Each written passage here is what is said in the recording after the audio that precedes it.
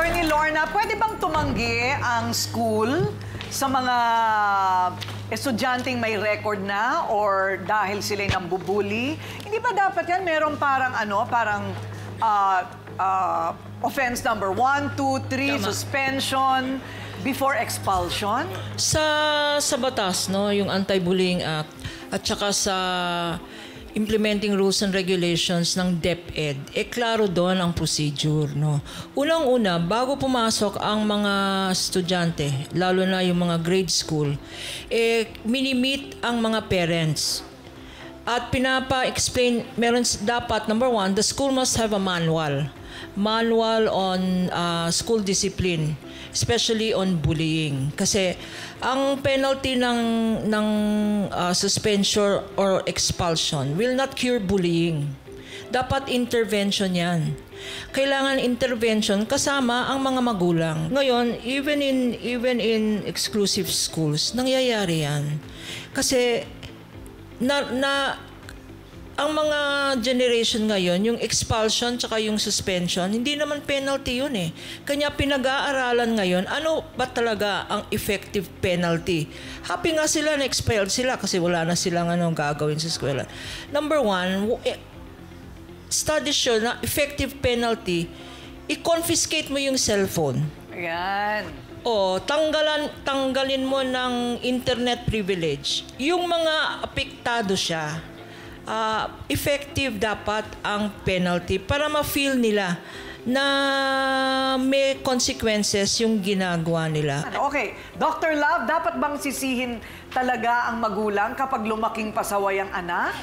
Ate Kuring, masagwang sabihin, pero lahat babalik sa magulang. At yan ang malaking responsibilidad ng mga magulang. Hindi tayo nagiging magulang yung magbibigay lang ng buhay sa anak natin pag papakainin. Mas malalim pa doon ang responsibilidad natin. Sabi nga, di ba, pakita mo sa akin ng bunga, sabihin ko sa iyo kung anong puno. No? At dito nakikita natin, habang lumalaki ang mga bata, nasa ating mga magulang ang pagbuo ng moral foundation sa bahay. Pag lumabas ang mga bata, makikita ng bayan, makikita ng tao, kulang sa disiplina ang batang ito.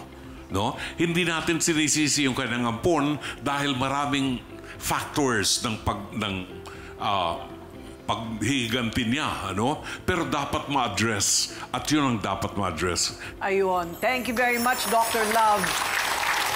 Doc Camille, para sa'yo, ano ang nakikita mong problema ng bata? Okay, una-una po kasi, pag sinasabi natin, there are certain temperaments like aggression, it has a genetic predisposition. Actually, 60% po yun. So talagang malaking factor ang genetics. Pero mas malaking factor din ang family dynamics. Tingnan nyo naman, kitang-kita na sinisigawan siya, sinasaktan din siya. Tapos ganito pa yung nangyari na yung kubagsan, meron certain rejection. Because ang una-unang factor dito, yung crisis ng bata na merong abandonment.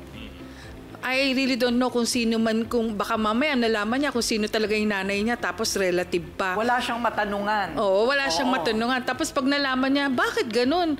Ano ko pala to, kamag-anak ko pala to, tapos nireject ako. So ang daming nasa utak ng bata na talagang kailangan bigyan ng tamang kasagutan.